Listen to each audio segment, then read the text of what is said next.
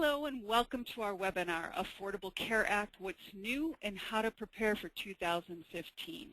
My name is Julie Dorr and I will be your moderator for today's event. Our presentation will last approximately 45 minutes with the remaining time available for your questions. If during the presentation you have any questions at all, feel free to type them in the designated chat or question area to the right and we'll answer them at the end when we do our Q&A. Earlier this morning, I did email you a link for a copy of our presentation that we're using today. If you haven't received it, feel free to email me right now at julie@enlightenbiz.com, and my email's on the screen right now, and I'll send that document to you right away. Before we get started, please note that this webinar and all of the accompanying materials are protected by copyright, and that the entire conference is being recorded. This presentation provides general information only and does not constitute legal advice. We highly recommend that you consult with your own legal counsel to address your specific situation. So we have a very special webinar presentation for you today, and I'm going to turn it over right now to Linda Duffy to actually do some of the introductions and talk a little bit more about the topic today. Hi, everyone. Thanks so much for joining us, and thanks, Julie, for getting everything kicked off. Usually we go through and Julie introduces me and Marla. Today we're going to cut that really short just in the interest of time.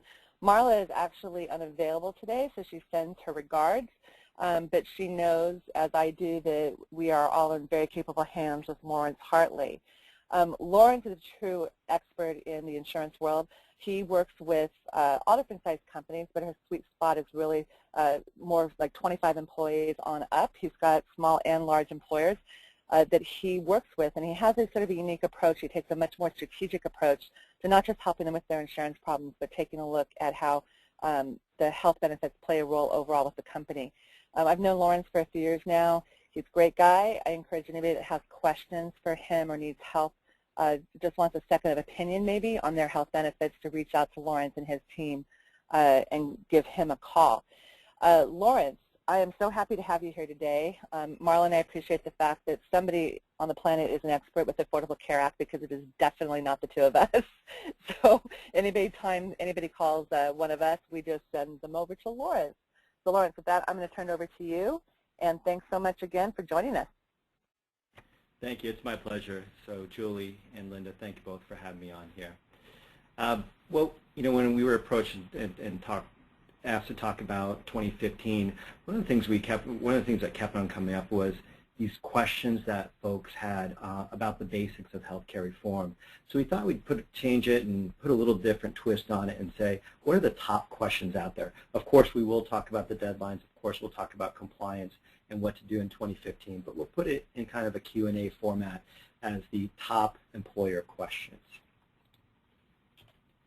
So, as Julie mentioned, this does not constitute legal advice. It also does not constitute tax advice, and that's the piece back there. In terms of healthcare reform, the Affordable Care Act, we know that it was enacted in 2010, and it's been a long road since that time. There were a lot of good changes to the healthcare reform system, things like waiving preventive care being at 0 and waiving pre-existing conditions. But there were also some unintended consequences, and we'll talk about that and how to deal with that as well. They were, the provisions, they impacted the healthcare providers, the government, but mostly what we're going to focus on are the issuers of health insurance, the carriers, the employers, you, and also the individuals. So first question that I got, and this was actually one of the top questions, everyone kept on asking, what's grandfathered and why is that important? And then I have another question, is what's grandmothered? Believe it or not, that's a new term that we're going to see in California. We'll talk about grandfathered first. We'll talk about grandmothered at the end. So in terms of grandfathered plans, what it is if you recall, President Obama said that if you like your plan, you can keep it. And this provision deals with that. And what that is that essentially whatever plan you have, if you did not make significant changes to it, then essentially we can keep that in place. Now, not all carriers allowed this, but some did. And if you did keep your grandfathered status, you avoided some of, or were exempt from some of healthcare reform rules. Again, some good, some bad. But it also, generally speaking, you also didn't get a lot of the taxes and additional costs associated with it. Okay, but you do have some exemptions by having a grandfathered plan. I'm going to skip through this rather quickly because most folks do not have it. But for those who do, it's important to understand why you have it and why you may want to keep it. It's also important to note that if you do have a grandfathered plan, there are some permitted changes.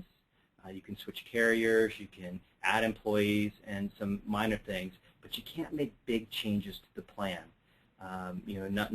No significant increases, let's say, in coinsurance, where, let's say, the plan pays 80%, you can't drop it down to 70%. So a few things to note there. The other big question we had was, what's an exchange? What is all this in the news about the exchange? And so we wanted to simplify it.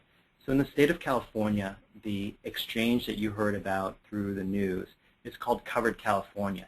Now, California developed their own exchange, so it's actually different from what you heard on the news where there are all those issues. That was the federal exchange, and that was set up for states who decided not to do their own exchange. But for California, we did our own. And believe it or not, while we did have 4- and 5-hour wait times, while there are still admin issues going with Covered California, it was one of the better launches relative to the rest of the exchanges. I don't know if that's the best benchmark, but it definitely was one of the better ones.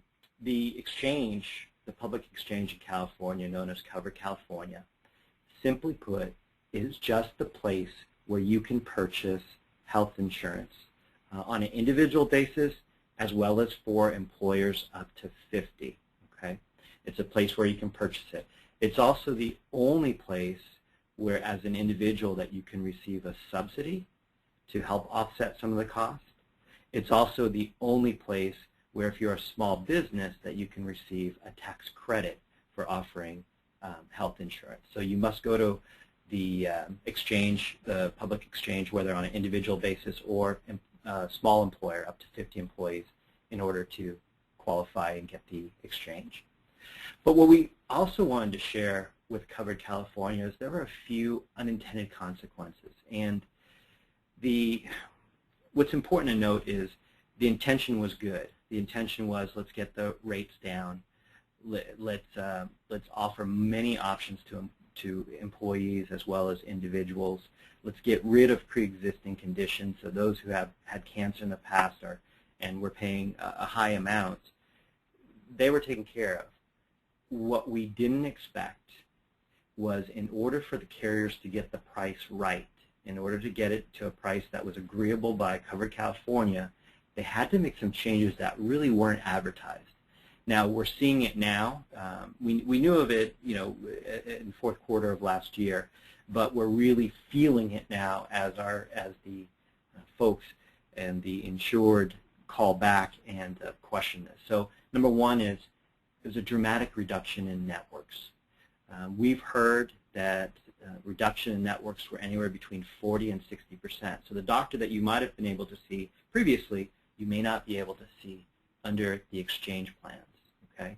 One thing to note is that the traditional networks are still available if you go outside of the exchange under the small group plan. Okay, under small group plan. Individually, though, most of them have shifted to the same networks that are inside the exchange. So, number one, dramatic reduction in physician networks. The second is that we're hearing now that because so many more folks are getting insured, that it's putting a stress on the family practice physicians. You have to imagine that if all these folks who maybe did not have insurance previously and now they have a very low-cost plan to go see a doctor, they're going to go see the doctors. And it's also likely that they've been holding off for a few years, and if so, maybe they're seeing them for more than just a follow-up thing. Maybe it's something that needs quite a bit more attention. Okay.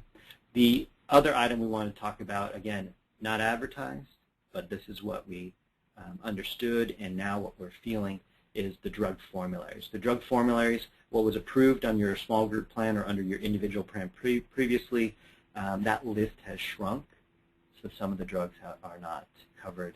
Of course, there are replacements, but Some folks work specifically with a specific drug, and they may have issues there.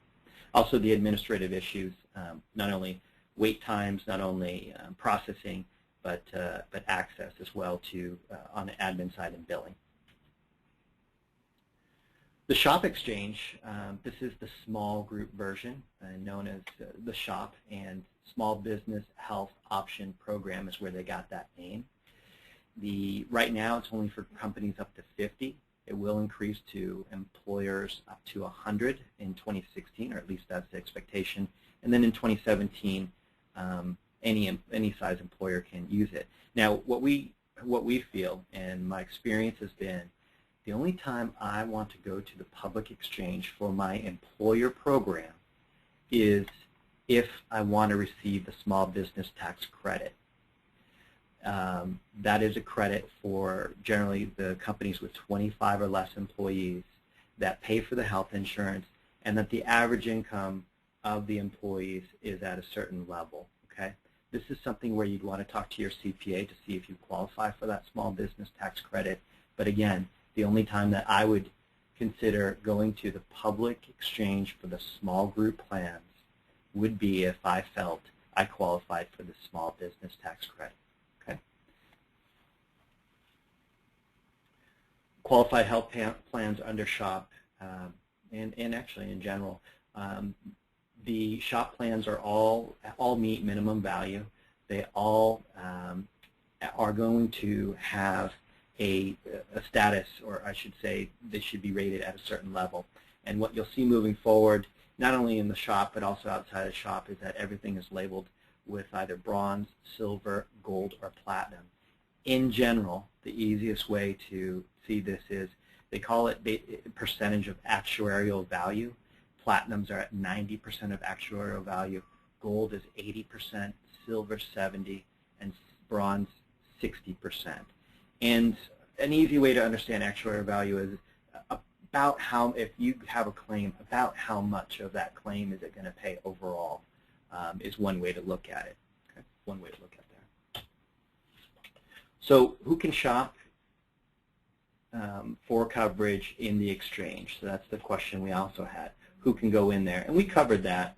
Individuals, but more specifically, have to be a citizen or legal resident. You cannot be incarcerated, and you have to reside in the state. For the employers, basically less than 50, okay, less than 50, and your primary office has to be in California. So the subsidies, this is also where we got a ton of questions on subsidies. So we'll talk about what they are, and we'll also talk about some of the pitfalls and what to avoid. And if any of your employees are on the individual plans, it would make sense to share with them some of this information. So the good news is for those who have low incomes, and what we specifically mean is between 100 and 400% of the federal poverty level. By the way, it's not listed on here, but those folks who are less than 100% will qualify for your Medi-Cal, which is the Medicaid expansion, and in the state of California, it's Medi-Cal. So between 100 and 400% of federal poverty level, you would qualify for a subsidy, okay? And it would help to pay your premiums, or it also reduced cost sharing. You could actually have co-pays decrease based on income as well. So not only did it help with premiums, but also when you went to go see the doctor, the cost could be lower based on income. Okay? The subsidies are not available for those who receive from their employer an affordable plan, and we'll define that down the road, as well as a plan that meets minimum value. Essentially, all plans in 2014 are going to meet the minimum value. Okay? So if you're enrolled in an employer plan, or if you I should say, and you receive affordable minimum value coverage, you're not eligible to receive these subsidies. So on the subsidies, here's the part that we want your employees to know. The subsidies, everyone talks about subsidies, but actually you get offered two things. You can take a subsidy, or you can take a tax credit. They're both going to be the same amount, but a subsidy reduces the premium now. So let's say my premium is $500, my subsidy is $450. I pay $50 now, and most people selected this. You also have the ability to pay all $500 and take, let's say, that $450 credit at the end. Most people did not take this for obvious reasons.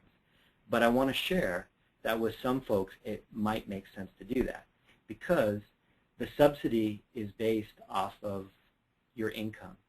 If your income changes, you have to notify Cover California immediately because they will change the subsidy. And if you are incorrect, meaning you stayed a certain income, they base the subsidy off that, at the end of the year, if you made more money, you're responsible to pay back the subsidy. So that's when it can make sense to actually take the credit instead of the subsidy when you're unsure. And you can also have a mix of that. You might take some credit, some subsidy, and then look to either understand that you pay it back in the end, or that you can take more of it or apply the credit at the end of the time. So this is something that we think in 2015 is going to create some massive issues for folks that had fluctuating income. So key here is just let them know up front, so that way there are not any surprises. Not your obligation to do it, but certainly it is a good thing to do for employees if they are on a subsidized plan. Another question we have is, when is the exchange enrollment? Now, we've passed the period already for individuals. The initial enrollment period was to March 31st. They extended it a couple more times. The open enrollment, though, currently is set for October 15th through December 7th. We actually think that might change. They might delay that a little bit for various reasons. But that's when you have the ability to make changes. Once you pick a plan, you're locked in it, just like you are on a group health insurance plan, until that open enrollment. And the open enrollment for everyone will be in the fourth quarter of this year. For the small group employers, essentially they can buy it any time that they want, and it's 12 months from the time that they start, just like a traditional health insurance plan for a small employer. Another big question we have is, what information am I required to give to our employees that talks about the exchange? And if you recall, in September of last year, this was the big push to get this all squared away and send this out to your employees by October 1st. And then a week beforehand, I believe, we received a notice saying, oh yeah, by the way, if you don't send it out, there's no legal penalties for it. That's our understanding from the Department of Labor. But keep in mind, there are many different departments with their hands in this. And so there might be other areas where this might violate different rules, I should say. So that's why we put in, do other consequences apply? They haven't come to the surface yet, and we'll keep you informed of that should anything change. But basically, there's a model notice out there. You can get this from your current broker or consultant. It's also online. Most of it is simple, and there's some complicated pieces in there, so certainly get help when you are completing this and getting it out to the employees. Which then begs the question, how do we get it to the employees? There are two ways that you're allowed to get it to them. Number one is to mail it to them via first-class mail. There are actually many programs out there where you can input the information, they'll mail it out for you, they'll track it, and so that way you can say, hey, this third-party administrator sent it out, and they're the ones who are responsible for getting it out. Ultimately, as the employer, you're always responsible, but having the service, they can support the fact that it was mailed out. You can also provide it in writing via electronically. There are very specific rules around whether or not you can do it electronically. So don't just think that if you set up a kiosk and tell everyone that you can access it there, that that's okay, because that isn't.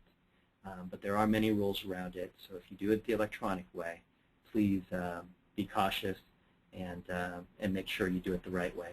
Oh, one other thing to note, the cost on this service that I've seen out there and have used is $2 per an employee. So if you have 30 employees and you want to get it out, $60 and not think about it, that's one option for you. Some additional notices. Now, in this is centered around healthcare reform, and that initial notice there for the exchange. Oh, one other point I wanted to make on this exchange notice. It was due by October 1st, 2013, but here's the other thing.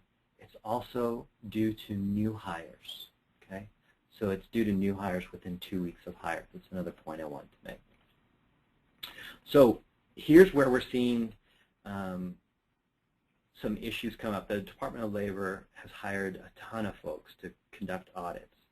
And what we're seeing is they're not just asking for that one piece. They're asking for many notices that are required to go out.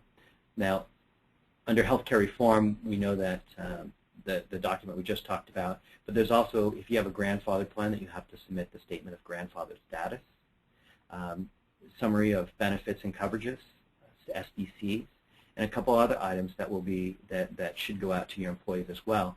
Of course, we know about federal law COBRA that's been in place for a long time.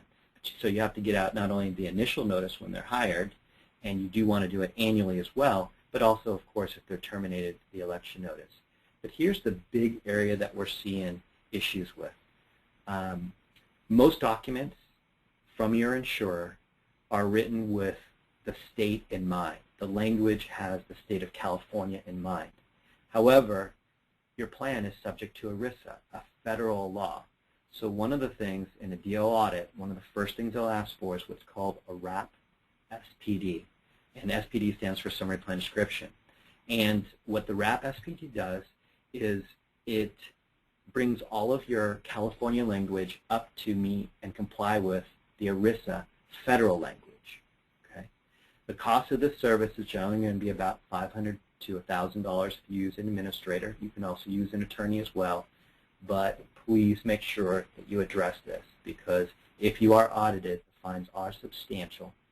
And no matter what you think, we are subject to ERISA, all your plans, if you're taking out money out of their account. Okay. Many other notices, HIPAA, 3 different ones: wellness, privacy and security, and portability, and then the many others that we have already been familiar with, but FMLA, GINA, Medicare Part D notice. The point here is make sure you get these notices out. We, as a company, have put all of these notices together in one booklet or one package to get out to our clients, so that way they don't have to think about doing one page on each of these. Instead, we consolidate it for them. But very important that these notices get to the employees and that you show proof or a reasonable method of ensuring that you can send it out to all employees. So, fees. How much is this all going to cost us? Well, the big question, general rule is that if you are fully insured, which most folks are, especially if you're under 50 employees, your carrier is going to pay all these fees for you. Of course, it's being passed along to you in the form of rate increases. But we should all know what we're paying for. So the first one is PCORI fees, Patient-Centered Outcomes Research Institute, dollars going to get better outcomes. And fairly insignificant, $1 per life, not a lot of money. If you're, again, fully insured, your carrier is going to do this for you. If you're self-funded, you're going to do it through a Form 720. So it does increase over the years, but it is something where they're trying to gather money to have better outcomes with regards to health. Here's the bigger piece, though, reinsurance fees. So it's $63 per year per belly button on the plan. So that means that you might have 100 employees, but there might be 300 people covered on the plan. So it's going to be 300 people times $63, which would come up to somewhere around 20 grand. That's a lot of money. And what that money is used for is to fund the reinsurance program to help stabilize that individual insurance market, or basically covered California, okay? Set for 3 years. And but this is where some of the increases are going to help stabilize covered California. Also, as an insurer, you have to, in order to be able to be part and offer the insurance to folks, and right now I'm talking about the carriers, they do have to make a contribution or an annual fee. And all of these amounts add up to roughly somewhere between 4 and 4.5% of your premium. So if you received a 10% increase, know that about 4, and we'll just say 4 for easy numbers, 4% of that is used to pay these fees as well as a couple others that are a bit smaller and not worth mentioning, but still something that you have to pay. So about 4% is what's coming in fees. Okay? Here's the big question that we get. Do I have to offer health insurance to my employees? And the bottom line is that if you're less than 50, no. And if you do offer it, and you do qualify with that small business tax credit, again, talk to your CPA, that you can get tax credits for that. But generally speaking, less than 50 full-time or full-time equivalent employees, you do not have to offer health insurance. For those who are 50 or more full-time or full-time equivalent employees, you do have to offer health insurance or pay a penalty. Now, we did receive some news in February, which we'll talk about in a sec, which is that if you're what's considered, they added a new term in, a medium-sized employer. It used to just be if you're 50 or more, that was a large employer. But here we're talking about medium-sized, 50 to 99, you received an additional delay until 2016. For those who are 100 or more, the penalties will start coming into play beginning in 2015. So basically, you're 5, 6 months away from now, 6 or 7 months away from now. Okay. So let's talk about that, about the penalties and what that means. One thing to note, though, as we talk about these penalties, the penalty is only triggered if an employee goes to Covered California and qualifies for a subsidy. Okay. So we'll talk a bit about that in a second here.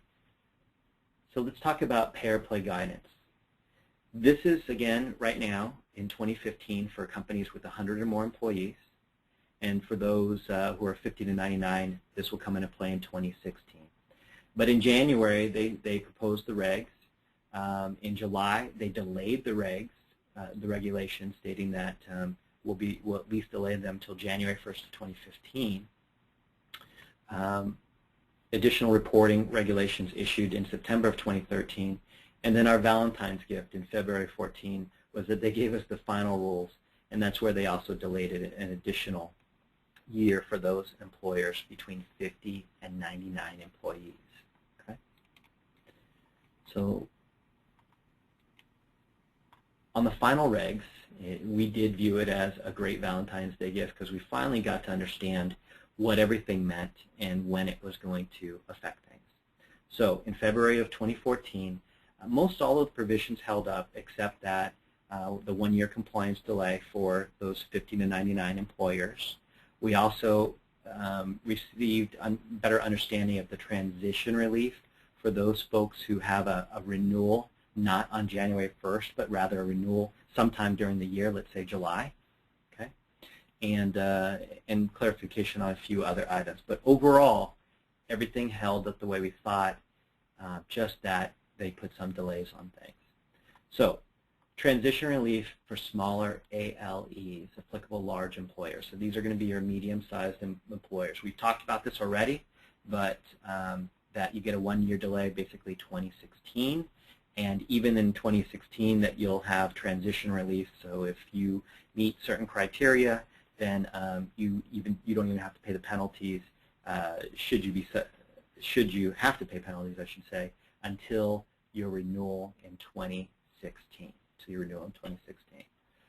So what are the rules in terms of getting that transition relief? So again, the pay or play penalty comes into play in January of 2015 for groups over 100 and 2016 for groups between 50 to 99.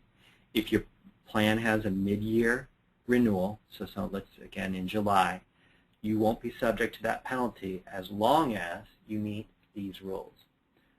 Big one is that you're not making big changes to the workforce size or hours. The other one is that you have essentially the same plan without any big changes to your plan, and that you certify all of this information here.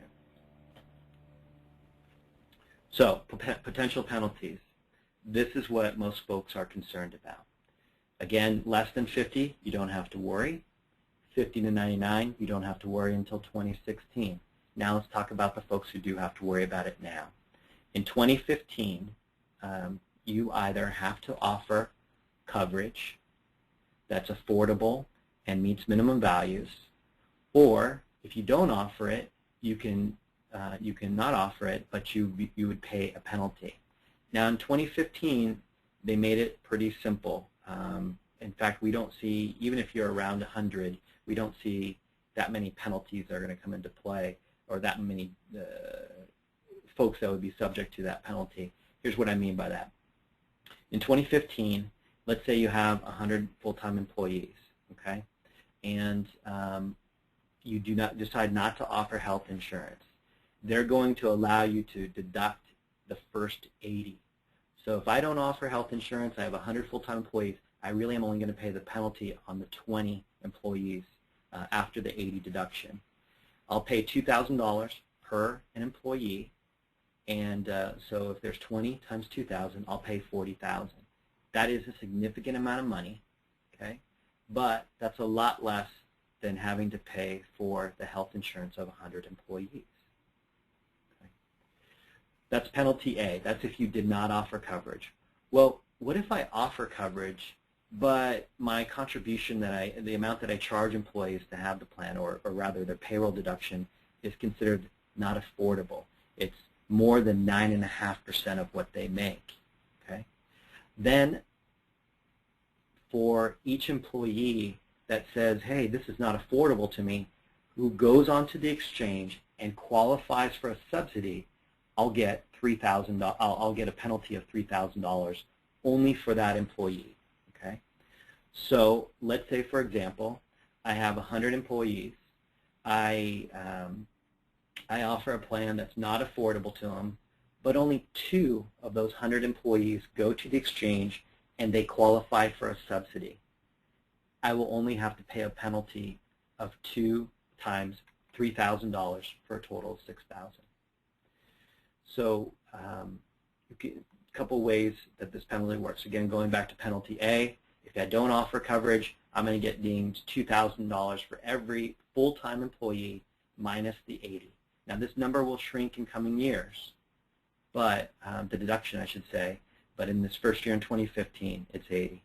If I do offer coverage, but let's say it's not affordable, or let's say it doesn't meet the minimum value, I will be penalized only if an employee goes to the exchange and qualifies for a subsidy. So if I run an office full of attorneys, it's unlikely they're going to qualify for a subsidy. But if I run an office or a business with a lot of $10 or $11 an hour employees, it's likely that I will get quite a few of them to qualify for the subsidy, and therefore I really need to be concerned about this $3,000 penalty. Okay? So that's the most time we're going to spend on any one particular slide, just because this is a bit more complicated here. So avoiding the penalty, you must, in order to avoid the penalty, you must offer insurance that is not only affordable, and again we talked about 9.5% of income. There are 3 different safe harbors that you can use as it relates to the income, because sometimes income fluctuates. We won't go into these safe harbors, but general rule is about 9.5% of what they make is a safe harbor for you. If it costs less than 9.5%, then you're okay. The other piece you have to meet is that the plan provides minimum value. The bronze, recall, was a 60% actuarial value plan, and that's the minimum, and that's what you're seeing here, 60% of the cost on average. Okay, and that's what this MV is, minimum value. So in all of the 2014 plans that you see, that are healthcare reform plans will meet this minimum value. So this will be less of an issue. So what most folks have to concentrate on is your plan affordable to your employees? Okay. You can also create a scale if cost is an issue that obviously you can charge more to the folks who make higher income and less to the folks who have lower incomes on here. Okay. So this is how you avoid the penalty. And by the way, the one thing I also want to point out is this only applies to your full-time employees. If I have 200 employees, but they're all part-time, meaning less than 30 hours, then I won't be penalized. I'm only penalized for the full-time employees that go to the exchange and qualify for a subsidy, if I offer health insurance or if I do not offer health insurance, I'm only penalized for the number of full-time employees less the 80. Again, I know it's complicated, but that's why you definitely want to talk to your benefits consultant or your broker. Okay. Substantially all full-time employees, this is just that it was that you're required to offer it to 95% of your employees if you wanted to avoid the penalty. In 2015, they're going to give us a little bit of, they're going to relax that a little bit and call it 70%. Okay, and this just talks about making it, not only is it affordable, but I have to offer it to everyone. So I can't just offer it to a core group of people and say, hey, I offered it. This is just ensuring that you're offering it to substantially all of your full-time employees. And that's there. Okay, so another complicated question that we get is, who is a full-time employee? So full-time employees, we'll talk about full-time equivalent. So full-time employees, we count them and we know who they are. They're your 30-hour folks, okay? But what gets complicated is how do I calculate full-time equivalents? What if I have you know, 2 people working 20 hours? How many full-time equivalent do I have? Okay, and where this will come into play is really in 2 areas. Full-time equivalence comes into play when we're determining whether or not you're subject to the penalty or the pay-or-play rules. What I mean by that is that let's say I have 40 part-time employees and I have 20 full-time employees. Okay, so the 40 part-time employees, let's say they add up to be about 25 full-timers, and then I have my 20 full-time. That only adds up to 45. So I'm actually less than the total. I'm less than the 50, which is where the number where you might be subject to the penalty. I had 60 employees, right? 40 part-time and 20 full-time. But when I count the full-time equivalent, I didn't go over the 50 mark, which means I'm not subject to the penalty. So again, full-time equivalent will be important when you're determining if you are subject to the penalty. The other time it's important is to determine whether or not you need to offer the benefits to employee, more so on the seasonal employees. Okay, so this is where you're going to have a hard time. If you have a lot of folks, let's say that average 25 hours during the year, but let's say during the well, actually I'm going to back up out of that. Let's say you have someone that comes on for a 6-month period of time and they work a lot of hours. So there are special rules that we need to talk about, or that you need to talk about with your consultant or broker to determine if they're eligible for your benefits moving forward. Okay? I'm actually going to skip through this section right here. Okay, these are how you're going to calculate the full-time equivalents. What I will say here is don't calculate it on your own. There are many programs where what you'll do is you'll get a download from your payroll company, and with the download from the payroll company, you'll put it into a spreadsheet, and then you're going to help calculate the number of full-time equivalent employees on there. Now, when it comes to offering the benefits or coverage to full-time employees, we know what's easy. The easy one is when they're expected to work 30 or more hours and they're going to satisfy the waiting period. The bigger problem becomes with the seasonal employees. And so if you have the seasonal employees or variable hour, meaning they can go bounce around from 25 to 35 hours or so, that's when you're going to use a measurement method. We're not going to go into too many details on this, again, because a program is best used on this, but this is where you're going to establish a measurement period where you go back and say, okay, I'm going to measure the number of hours that this employee works, and based off of those based on that period, after I have an administrative period where I allow them to enroll, then I'm going to let them enroll in the plan. So to look at, there's another one here that I like better. So let me give you an example. This again only applies if you have seasonal or variable hour employees, and you're unsure whether or not they qualify as full-time, right? And so what you'll do is you'll establish a measurement period. Most folks, we believe, will use a 1-year period. So in November 1st of 2014, you'll look back the prior year. You'll look at that and say, you know what, based off of that year, you did average over 30 hours, so I'm going to establish a time when you get to enroll in our plan, known as the admin period. Okay? After this admin period, you have what's called the stability period. Now, all this means is that this person that qualified during the measurement period, if they drop down in hours to less than 30, or even down to 15, I still have to offer them that coverage and pay for the part that I pay for that entire year. Okay? So, again, many rules around this. Great reason to speak with your broker and consultant. So, one of the questions we get is, can I just simply reduce the hours to avoid the penalty? What if I have a whole bunch of full-timers and I change them over to 29-hour per week employees? So theoretically, that would work. However, under ERISA, Section 510, there's a rule in place. And essentially what it says is that you cannot discriminate, you cannot make changes that interferes with an employee's right to get a benefit that they either are entitled to or might become entitled to. Okay? So we believe that this will be a big down the road of what they will go after are folks that intentionally change hours, who are subject to the pay or play mandate, and if they intentionally do it with no legitimate business reason, then they might be subject to a ERISA 510 violation.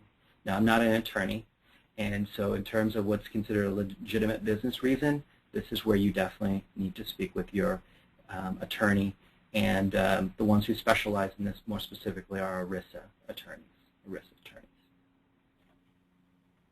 Okay, so can my plan still have a waiting period? Interesting thing that happened with waiting periods is the federal law says 90 days, which is 90 calendar days. So most folks are using first of the month following 60 days.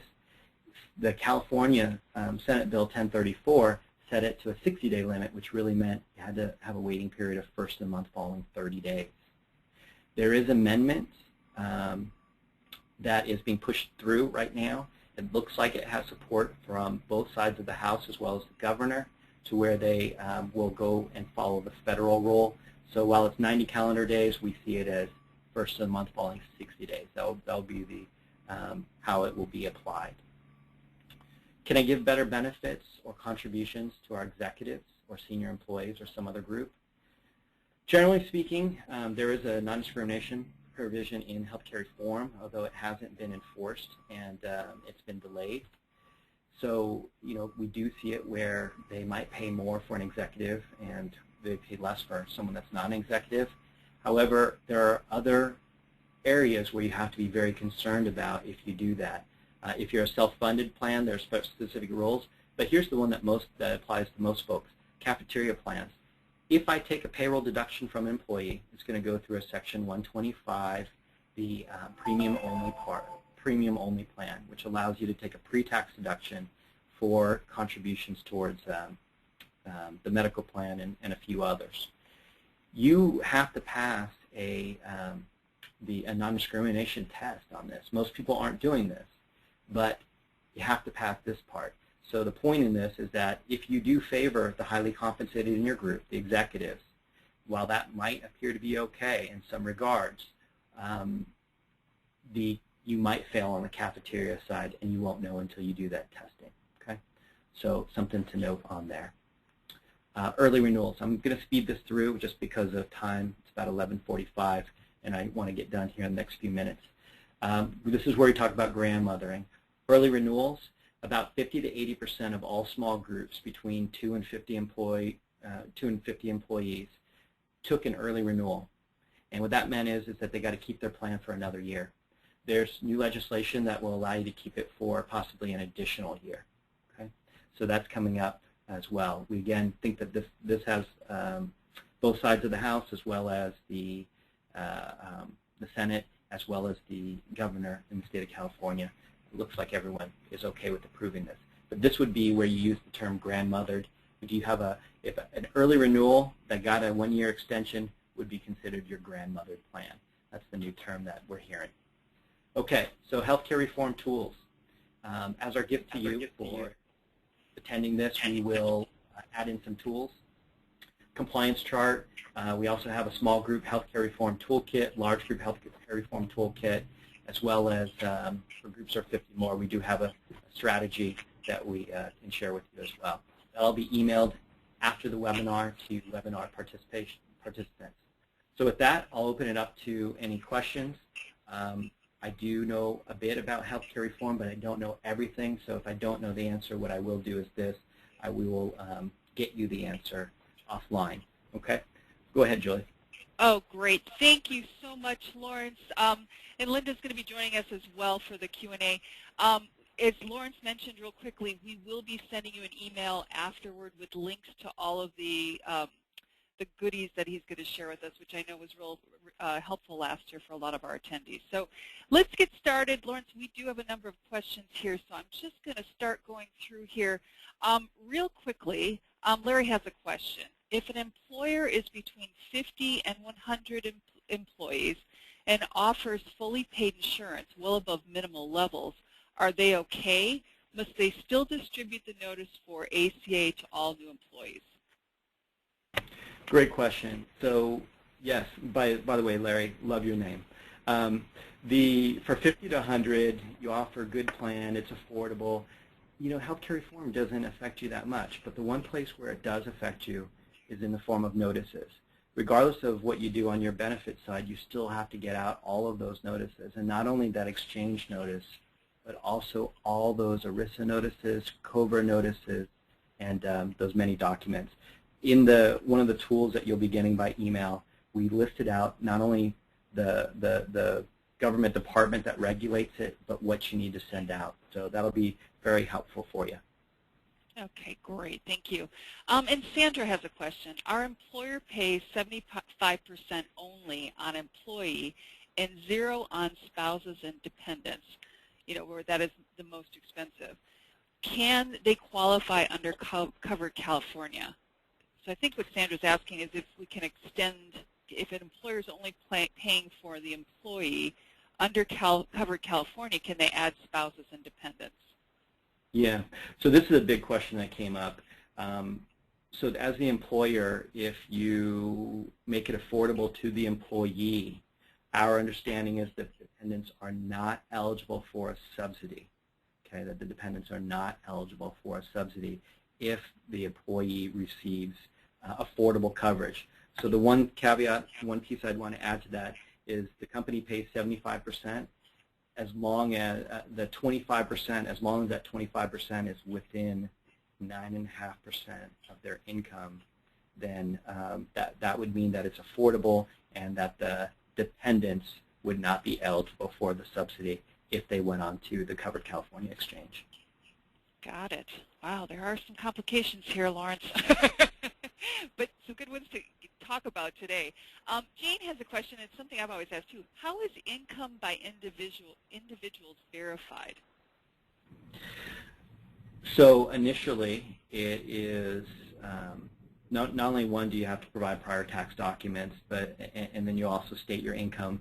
But in the following year, the IRS is going to be the one that regulates the you know, whether people owe more, get more of a credit, and it'll be based off the numbers that come in, which is why it's so important that when people provide what their estimated income is going to be for the year or provide the documents associated with that, that they are conservative, because the last thing I would want to do is get a big bill at the end saying I took too much in the subsidies and I have to pay this money back. Okay, great. Larry has a question here too. Do contract employees count towards the 50? So if we're talking about 1099 employees, so contract employees, then they do not count. But my question would then be, are they considered a statutory, I mean, are they really an employee and you're just putting them on 1099, because we think that that's an area where the DL will come in and say, hey, you just labeled them a 1099. They're really an employee of yours, and therefore they do count towards the number, and then all the other stuff ensues. Okay, good. And Vicki's wondering, on the notices to all employees for the ACA notices, you can do by email and mail. Is there any verification needed that you've sent out those notices? So on the mail part, there is no verification. What they're looking for is a methodical or that you're methodical about getting it out and supporting how you got it to each employee when you're mailing it. So so a list showing who you mailed it to, the date you mailed it would be a good thing. And in fact, the services that we use for that, that's generally what you'll see. You'll see that it was mailed by them, the date it was sent. On the email one, they encourage return receipts, for each employee. That would be the best practice. I personally, what I was surprised about was I thought signature would be the best way to show that you gave it to someone, but that wasn't one of the methods that they felt was okay. Safe harbor method. So again, yeah, go ahead. That's an interesting question, because Diane's asking, can't we just take it to employees, get a verified signature instead of emailing or mailing? Diane, you and I are thinking alike. That's what I thought would be the way to go, but the two safe harbor methods are the mail and the email. And again, on that email thing, it's very specific on the email as to who can get it. So don't just think that you can send it to their home email and that's okay, their personal email rather, I should say. So there are very specific rules around that I encourage you to speak with your broker about or research online. Okay, all right. And Daniela has a question. If a full-time employee voluntarily resigns, is that considered a qualifying event to enroll in benefits through the exchange? So it's a good question. What we understand is, I understand the part about voluntary resignation, so they terminate, right? So the termination, as our understanding, as long as they don't enroll into COBRA, that they can go on to the exchange. So let me walk you through that. They terminate. Let's say they look at their COBRA benefits and they say, yeah, I'm going to sign up for that. Then they go online and say, oh, wow, I could have gotten a way better deal. Let me cancel that COBRA and go on to the exchange. Our understanding is they would not be eligible at that point. So you have to do your homework right away, determine if you want to go on to the exchange prior to accepting the COBRA. If at the end of the day you say, no, the COBRA is a better value, then of course you can do that. Okay, good. We're going to wrap up here. Now, I got several questions here about the handouts as well as the webinar recording and the presentation. So let me just sum up that real quickly, and then I'm going to turn over to Linda Duffy to kind of handle another important announcement that she wants to share with you. So what we've done is we recorded this webinar. It'll be available. It takes a little while to process, but it'll be available later today. I know we covered a lot of information. And then Lawrence has also made some wonderful handouts available. So later on today, maybe first thing tomorrow morning, you'll be getting an email from us that will contain a link to the recording of the webinar. There's 4 handouts, and then I'll also include the presentation again, just in case you want to take notes and look at it and kind of spend a little bit more time in there. So right now, I am going to turn it over to Linda Duffy real quickly, and she's got a reminder for some of our employers with 50 or more employees today. Linda, are you on the phone? I am on the phone, Julie. Thanks so much for your stellar moderating ability as always. And Lawrence, I learned so much from you every time I listen to you present. So thanks again for doing that for us today. On a separate subject, and that of anti-harassment training, it just seems like something's in the air right now. I've had probably 5 clients call in the last couple of weeks to request anti-harassment training for their managers. So for those of you on the call, I just want to remind you that if you have more than 50 employees in the state of California, there is a requirement that you provide them with 2 hours of what they refer to as interactive anti-harassment training, and you have to do that every 2 years and then within the 6 months that they come on board. So if you haven't been, if you haven't done it for your managers in the last couple of years, you need your refresher. please give me a call and we can schedule a time to do that for you. Wanted to also just point out that we've got a schedule of the rest of our webinars for the next, the next several months. And so up on the screen you can see that the next one is June 26th. This is a really important one. I was listening to the question regarding so-called 1099 employees, and to me I sort of get, a shiver down my spine every time I hear that phrase, because 1099 and employee are mutually exclusive to me, and that's probably one of the biggest areas where I see companies get in trouble. The other one, and maybe even more so on this one, is exemptions. Who is exempt from overtime? Do you have your employees classified correctly? Do you just have everybody on salary, even the guys working out in the warehouse, right? And I have run across companies that do that. So our June 26th webinar is going to be on exemptions, who's exempt, who's non-exempt, and the consequences of OT. So we hope that you can join us for that. And with that, I am going to say thank you to everybody for joining us today. Julie will get out the slides as she mentioned, and you'll see a link on this last slide here where you can register for the next webinar. So again, we hope you can join us. On behalf of Julie, Marla Robinson, and myself, we want to thank Lawrence for being our great presenter today, and thank all of you for attending.